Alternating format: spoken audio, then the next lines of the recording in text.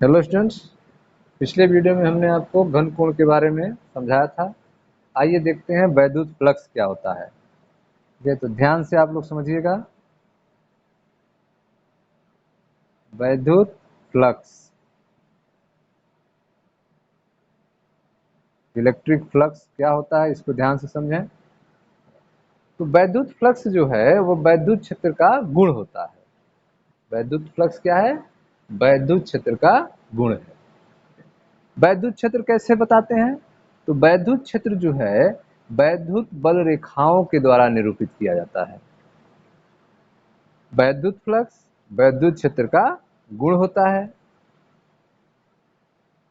वैद्युत क्षेत्र को वैद्युत बल रेखाओं द्वारा प्रदर्शित किया जाता है। वैद्युत बल रेखाएं आप पढ़े हैं कि प्लस आवेश है तो वैद्युत बल रेखाएं अनंत की तरफ जाती हैं। प्लस आवेश है तो वैद्युत बल रेखाएं कहाँ जाती हैं? अनंत की तरफ जाती हैं। माइनस आवेश है तो वैद्युत बल रेखाएं अनंत से उसकी तरफ आती हैं। तो आप देख रहे हैं कि जो वैद्युत बल रेखाएं के द्वारा वैद्युत क्षेत्र को प्रदर्शित किया जाता है। तो अगर वैद्युत बल रेखाएं पास पास हैं, वैद्युत बल रेखाएं क्या हैं?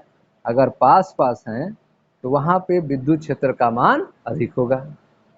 वैद्युत बल रेखाएं दूर दूर हैं, इसका मतलब वहां पे विद्युत बल रेखाएं दूर दूर होने के कारण विद्युत क्षेत्र का मान कम होगा। तो किसी वैद्युत क्षेत्र को वैद्युत बल रेखाओं के द्वारा प्रदर्शित करते हैं। जहां वैद्युत बल रेखाएं पास पास होती हैं वहां वैद्युत क्षेत्र प्रबल होता है, और जहां वैद्युत बल रेखाएं दूर दूर होती हैं वहां विद्युत क्षेत्र निर्बल होता है, कमजोर हो जाता है।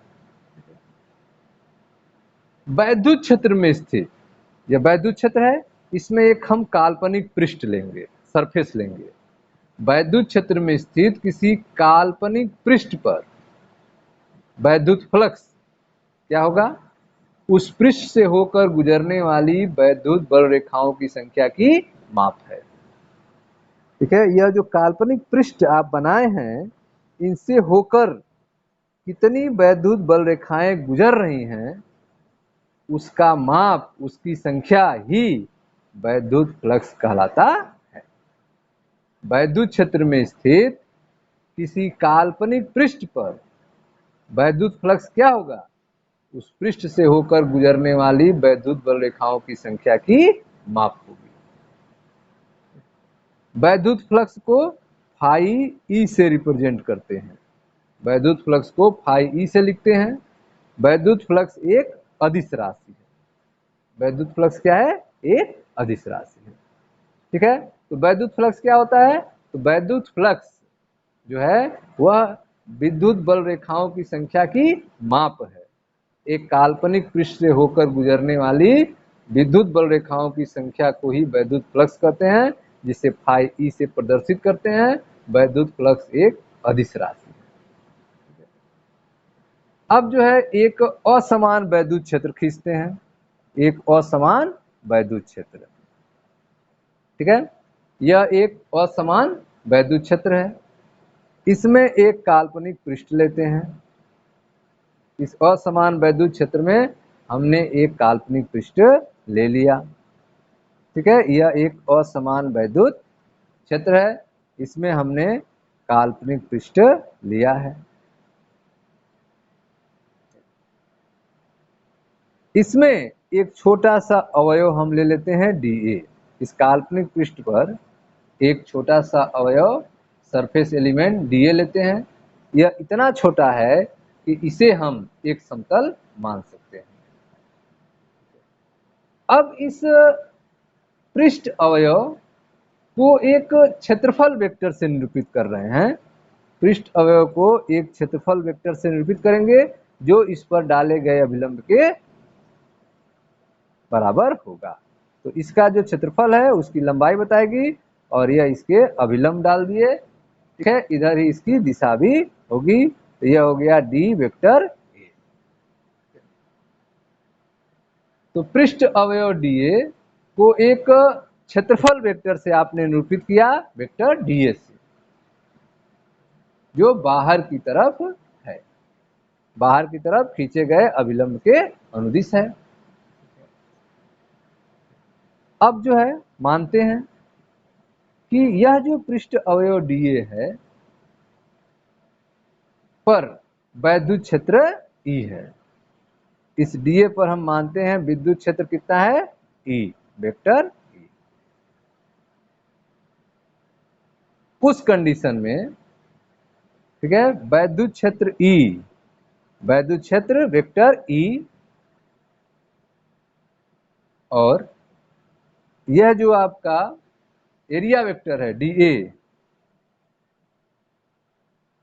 का जो स्केलर गुणनफल होगा वह वैद्युत फ्लक्स के मान के बराबर हो जाएगा।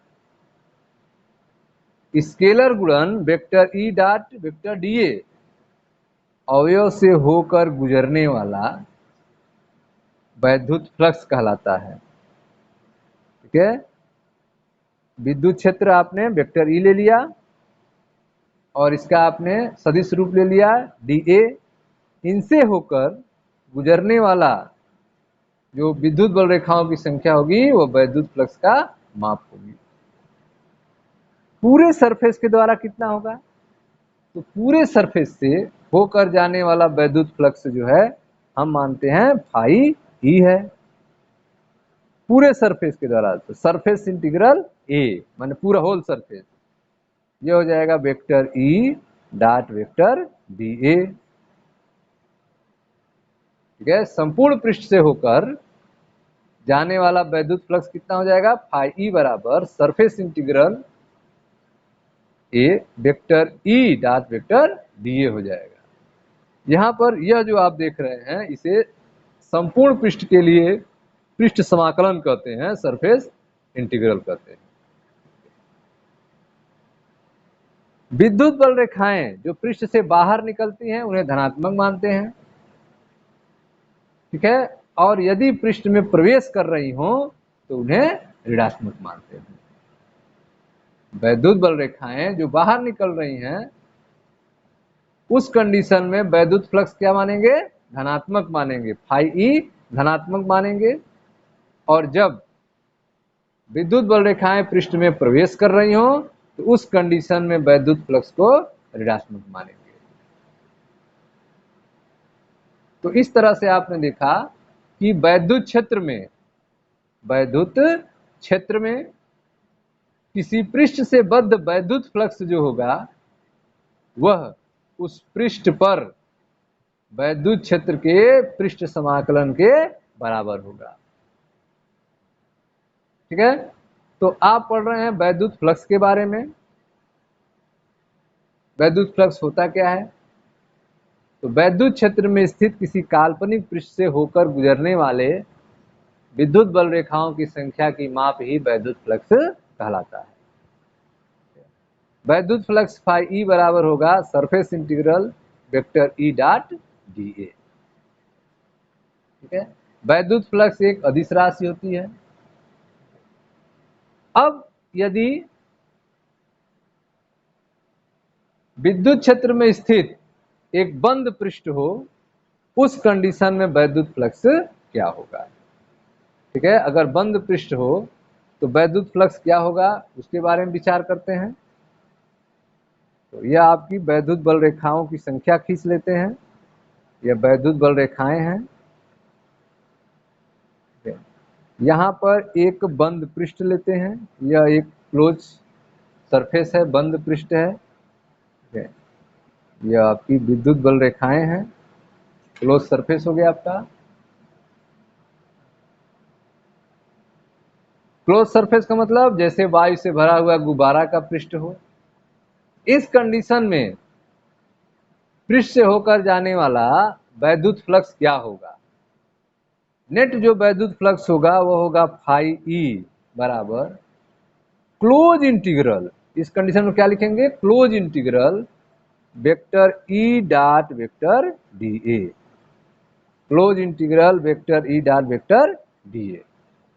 यह सूत्र कब लेगा, जब बंद पृष्ठ हो तब, जैसे वायु से भरा हुआ गुब्बारे का पृष्ठ। उस समय सरफेस इंटीग्रल की जगह क्लोज इंटीग्रल आ जाएगा।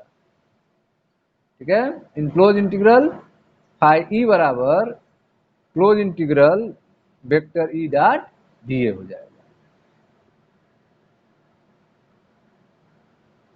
अब यदि मान लेते हैं कि जो पृष्ठ क्षेत्रफल है वह वैद्युत क्षेत्र ई से थीटा कोण बना रहा है, उस कंडीशन में क्या होगा? जब थीटा कोण बनाएगा तो उस कंडीशन में हम cos थीटा लेंगे। ठीक है, उस कंडीशन में क्या लेंगे? cos थीटा लेंगे। तो उस समय हो जाएगा vector E dot vector D A, vector E dot vector D A बराबर E D A cos theta, E D A cos theta. जैसे आप पीछे पढ़े हैं वेक्टर में, vector A dot vector B बराबर क्या होता है? ए बी cos थीटा होता है। डॉट प्रोडक्ट में आप पढ़े होंगे वेक्टर में, क्लास 11 में, vector A dot vector B बराबर क्या होता है? A B cos theta. उसी तरह से vector E dot vector D A बराबर E D A cos theta, E D A cos theta. यहाँ पर थीटा क्या है? वेक्टर ई व डी ए के बीच का कोण है। थीटा क्या है? वेक्टर ई और वेक्टर डी ए के बीच का कोण। ठीक है, थीटा जो है वेक्टर ई व वेक्टर डी ए के बीच का कोण है। तो vector E dot vector D A बराबर E D A cos theta. तो इस कंडीशन में वैल्यू क्या हो जाएगी? आइए देखते हैं। तो आपने देखा कि vector E dot vector D A बराबर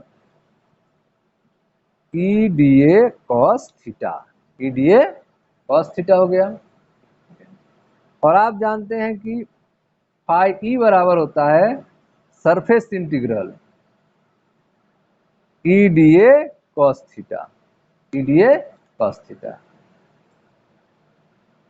ठीक है, सरफेस इंटीग्रल वाले फार्मूला में आप पढ़े हैं कि फाई ई बराबर surface integral vector E dot vector D ए।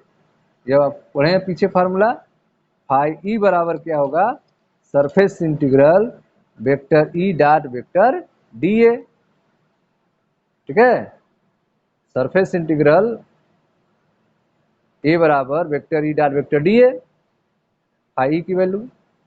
और आप देख रहे हैं कि vector E dot D A बराबर होता है E D A cos theta, तो यहाँ पे हम रख सकते हैं E D A cos theta.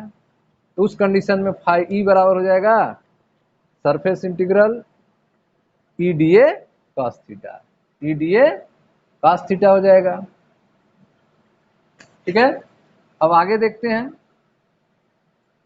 यहाँ पे फाई ई बराबर, इसमें जो नियत है उसको बाहर निकालते हैं तो E cos theta, E cos theta नियत है। Surface integral A D A, phi बराबर ई cos थीटा और सरफेस इंटीग्रल डी ए। अब आप जानते हैं कि जो surface integral E D A होगा वो किसके बराबर होगा? ए के बराबर होगा, क्षेत्रफल ए के बराबर होगा। ठीक है, तो उस कंडीशन में फाई ई बराबर क्या हो जाएगा? फाई ई बराबर ई ए cos थीटा, ई ए cos थीटा। ठीक है, तो वैद्युत फ्लक्स फाई ई बराबर सूत्र क्या मिल गया? ई ए cos थीटा। वैद्युत फ्लक्स फाई ई बराबर क्या हो गया? ई ए cos थीटा। अब यहाँ पे यदि अलग अलग कंडीशन है, यदि जो है समतल पृष्ठ वैद्युत क्षेत्रफल वेक्टर ई के अभिलंबवत हो, जो पृष्ठ है ए है वह विद्युत क्षेत्र ई के क्या हो? अभिलंबवत हो। अर्थात अगर थीटा बराबर 0 डिग्री का कोण बने तो उस कंडीशन में cos 0 डिग्री लिखेंगे थीटा की जगह पे, cos 0 डिग्री बराबर 1 होता है। जब यहाँ एक वैल्यू रखेंगे तो उस समय वैद्युत फ्लक्स फाई ई बराबर किसके बराबर हो जाएगा? ई ए के। ठीक है, तो जब समतल पृष्ठ वैद्युत क्षेत्र E के अभिलंबवत होगा। जब समतल पृष्ठ वैद्युत क्षेत्र E के क्या होगा, अभिलंबवत होगा, अर्थात थीटा बराबर 0 डिग्री होगा, उस कंडीशन में फाई ई बराबर किसके हो जाएगा, ए के बराबर हो जाएगा। ठीक है। और यदि समतल पृष्ठ वैद्युत क्षेत्रफल ई के समांतर हो जाए, उस कंडीशन में क्या होगा, तो यदि समतल पृष्ठ वैद्युत क्षेत्र ई के समांतर हो जाएगा, उस कंडीशन में थीटा बराबर 90 डिग्री हो जाएगा। और आप जानते हैं कि काश 90 डिग्री बराबर 0 होता है।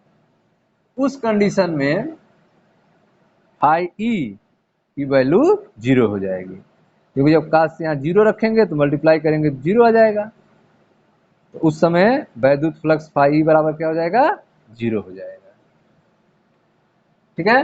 तो आपने देखा कि यदि समतल पृष्ठ वैद्युत क्षेत्रफल वेक्टर ई के अभिलंबवत है, तो उस समय वैद्युत फ्लक्स फाई ई बराबर ये सूत्र लगाएंगे। और यदि समतल पृष्ठ वैद्युत क्षेत्रफल ई के समांतर है, तो उस समय फाई ई बराबर 0 हो जाएगा। ठीक है। अब हम आगे देखते हैं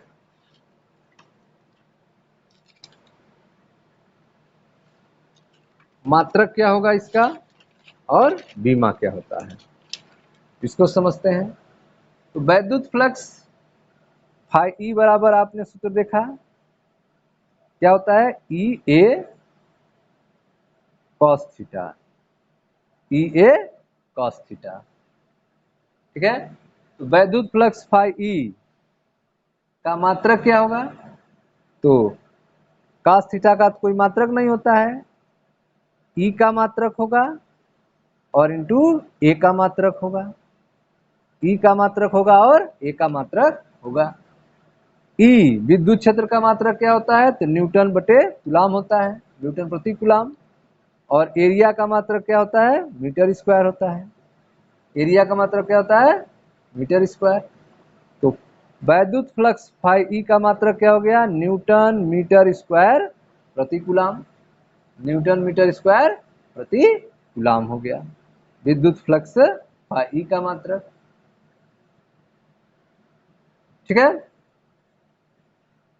ऐसे भी लिख सकते हैं इसको, न्यूटन मीटर स्क्वायर कूलाम पे -1। अब अगर बीमा की बात की जाए, फाई ई का डायमेंशन क्या होगा, तो विद्युत क्षेत्र की बीमा, विद्युत क्षेत्र की बीमा dimension of E and area का डायमेंशन ऑफ एरिया। ठीक है, ये है इसकी बीमा।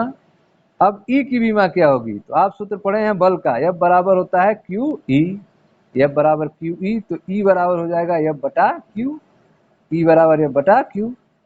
बल की बीमा आपको पता है mlt -2 होता है और q बराबर it होता है, तो इसकी बीमा 80 हो जाएगा। विद्युत फ्लक्स फाई ई का डायमेंशन क्या होगा, ये हो जाएगा आपका mlt पे -2 अपान 80 ए टी, और एरिया का बीमा एल स्क्वायर। ठीक। अब यह हो गया आपका m एल पे 2 और एल पे 1, m एल पे 3 और t पे -2 है और ये ऊपर जाएगा -1, -3 और ए पर -1, यम एल पे 3 टी पे -3 और ए पर -1। यह हो गया वैद्युत फ्लक्स की बीमा। ठीक है।